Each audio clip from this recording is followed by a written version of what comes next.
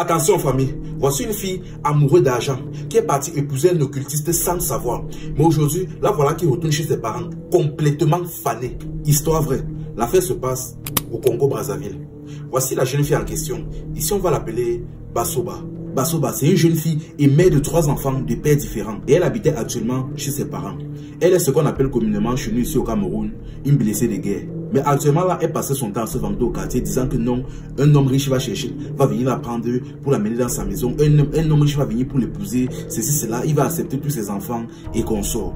Bref, tout le quartier se moquait d'elle parce qu'un homme qui vient ramasser une femme qui a déjà 3 enfants, ça ne coupe pas les rues. Et encore pire, un homme riche. Maintenant, là, on ne sait pas si c'est le destin ou si c'est le hasard. Un homme riche, maintenant, est arrivé dans leur zone. C'était un homme qui était là pour traiter ses business. Il était là seulement pour une semaine. Pendant son séjour, donc, il a remarqué la jeune fille. Et il a commencé un peu à la draguer. C'est là, ils ont commencé une petite relation.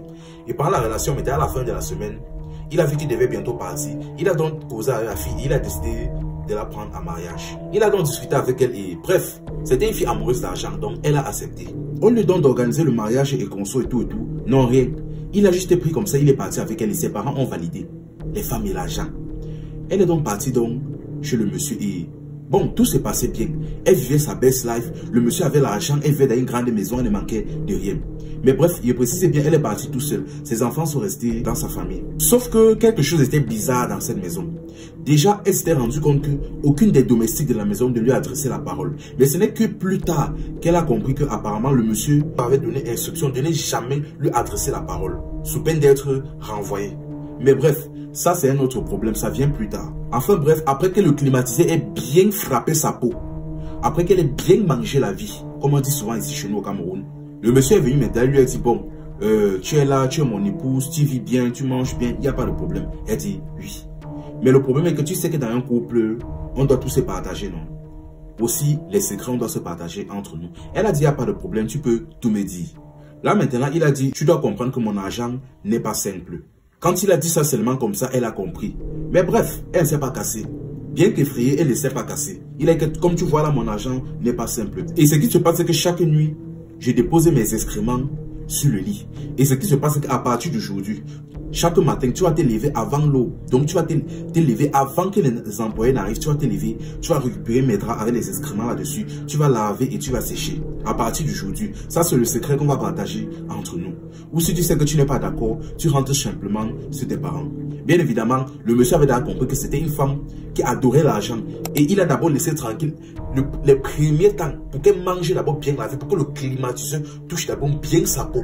De telle manière qu'après, elle aurait peur de repartir au soleil. Bien évidemment, elle a accepté. Elle a dit ok, il n'y a pas de problème. De toute façon, laver les draps juste chaque matin et en contrepartie, elle va vivre dans cette grande belle maison tous les jours sans problème. Grave erreur. Elle a donc commencé chaque matin, donc, elle se levait extrêmement tôt avant que le soleil ne se lève. Elle récupérait les draps du monsieur avec les excréments là-dessus. Elle partait laver, elle séchait avant que les employés n'arrivent. Et bien évidemment, le monsieur refusait que les employés entrent dans sa chambre. Ça s'est passé comme ça pendant un certain temps. Jusqu'au jour où, à un moment donné, elle a commencé un peu à en avoir marre. Donc, c'est-à-dire, au début, ça va un peu, mais à un moment donné, déjà, quand tu entres dans cette routine-là, ça commence déjà à te déranger. Et elle cherchait avec qui causer, mais vu que le monsieur avait interdit aux employés de causer avec elle, elle a bloqué donc une de ses employées, une des ménagères, dans un coin là, elle a dit que pardon. Finalement, c'est quoi le problème? Pourquoi est-ce que vous m'ignorez constamment? Je ne comprends pas. Ça fait déjà un certain temps que je suis ici, vous m'ignorez. Elle a voulu se tourner partie, elle a forcé la ménagère, dit que non, pardon. Le problème c'est quoi? Je vous ai fait quelque chose. Elle explique que madame, pardon. Le patron a dit qu'il ne veut absolument pas que... Donc, il ne veut qu'aucun des employés de cette maison ne vous adresse la parole. Donc, pardon, laissez-moi. Elle dit que, pardon, parle-moi, je ne vais rien dire. Elle dit que, ok. Ce qui se passe, c'est que le monsieur que vous avez poussé là n'est pas simple. Peut-être vous-même, vous avez déjà constaté. Ce qui se passe, c'est qu'avant vous, il avait déjà une autre femme. Et la femme là, de la même manière, toujours il refusait qu'on lui adresse la parole, qu'on lui révèle quoi que ce soit. Et seulement après quelques temps comme ça, pour rien comme ça, elle est décédée.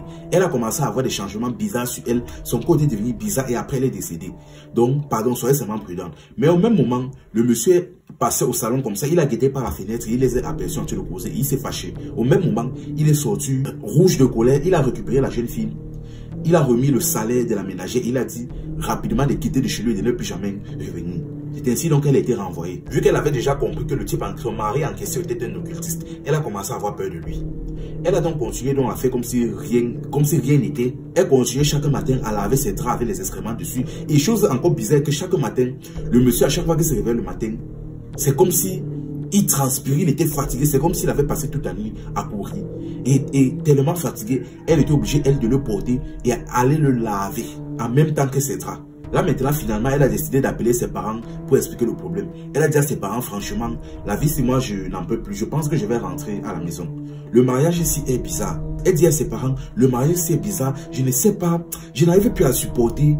Donc, elle ne pouvait pas dire les conditions que son mari lui faisait faire. Donc, elle parlait en parabole. Mais ses parents ne comprenant rien. Sa mère a dit que je ne sais pas ce que tu vis là-bas, mais supporte. Avant que tu ne viennes ici, là, tu n'étais rien. Mais depuis que tu es là-bas, grâce à toi-même, on peut déjà envoyer tes petits frères à l'école. On peut un peu bien manger convenablement et qu'on sort. Donc, pardon, je ne sais pas ce que tu fais là-bas, mais supporte seulement. Bon, vous connaissez les femmes, elle a aussi décidé de supporter. Et avec le temps, maintenant, elle a commencé à maigrir, à faner. Elle a même littéralement commencé à perdre ses cheveux. Ça n'avait aucun sens. Un jour, donc, en se baladant donc, en route comme ça, il y a une femme chez qui elle avait l'habitude de payer des oranges. La femme là l'a vue à distance et connaissant déjà le monsieur, elle a appelé la jeune fille, elle a dit que ma fille, tu sais, moi je te connais, je sais que tu es une bonne fille, tu ne fais pas du mal aux gens et qu'on sort. Moi je vais te dire ça franchement. Pourquoi est-ce que tu acceptes de te laisser mourir comme ça? Elle dit que, mais elle ne comprend pas. Elle dit, mais mourir comment? Elle dit que ma fille, ne fais pas semblant de comprendre.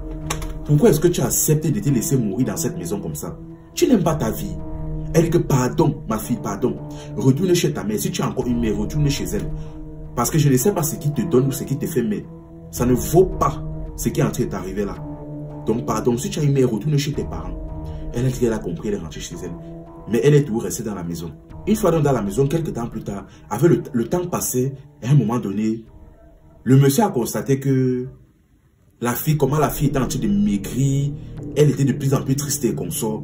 Il est parti devant la jeune fille, il a dit que bon, tu sais quoi, je suis prêt à te laisser partir, mais à nulle seule condition. Elle a vu un petit grain d'espoir, elle a dit, qu'est-ce que tu veux que je fasse? Il a dit, tu dois manger, au lieu de laver, comme tu te lèves les matins, tu laves habituellement mes draps avec les excréments dessus. Tu vas te lever ce matin, tu vas manger mes excréments, et après ça maintenant, tu peux partir. Tu peux partir, je te laisse tranquille, tu es libéré. Là maintenant, elle a commencé à pleurer, à pleurer, à pleurer. Finalement là, elle a appelé ses parents. Cette fois-ci, elle n'a plus rien caché. Elle a expliqué toute la situation à ses parents. Ses parents étaient choqués. Mais le problème maintenant est que ses parents n'étaient ni chrétiens, ni traditionnalistes. C'est-à-dire, ils ne connaissaient même pas la tradition. Donc, ils ne savaient pas quoi faire, ni quoi dire. Finalement, ils sont aussi restés comme ça. Ils ont aussi laissé comme s'ils ne savaient pas quoi faire. La fille aussi, de son côté, ne pouvant plus supporter, elle a finalement accepté de manger des excréments. C'est ainsi donc qu'elle a effectué l'acte. Et après l'acte, le monsieur a dit que c'est bon, tu peux partir. Et il a remis une somme de 6 millions à la jeune fille. Et elle est rentrée chez elle. Mais une fois qu'elle est rentrée chez ses parents, tout le quartier était au courant qu'elle avait épousé un homme riche et consommé. Mais à partir du moment qu'elle est rentrée chez ses parents, elle ne ressemblait même pas un peu à une fille qui avait épousé un homme riche. C'est-à-dire, elle avait maigri, elle avait fané. On pourrait croire que tout un quartier était passé sur elle. Si vous comprenez un peu ce que je vais dire par là, on pourrait croire qu'elle avait fait ça avec tout un quartier. Elle avait perdu ses cheveux, elle était comme une grande. Elle était comme une grande, littéralement. Quand elle est restée là-bas une semaine seulement, elle est tombée malade. On l'a amenée à l'hôpital. On dit qu'elle a une sorte de cancer du cerveau, quelque chose comme ça. Et seulement, on l'a donc internée à l'hôpital et seulement un mois, elle est décédée.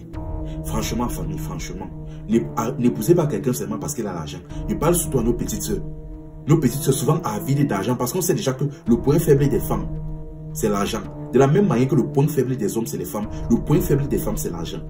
Pardon, n'épousez pas un homme seulement parce qu'il a l'argent. C'est très dangereux. Vous ne savez pas comment il a travaillé ça.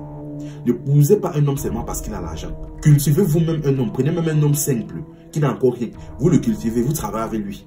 Épousez un homme qui a déjà l'argent. C'est très dangereux. Arrêtez ça. Je ne dis pas que c'est mauvais, mais souvent c'est dangereux. Vous ne savez pas comment il a travaillé cet argent. Vous ne connaissez pas l'origine de cet argent.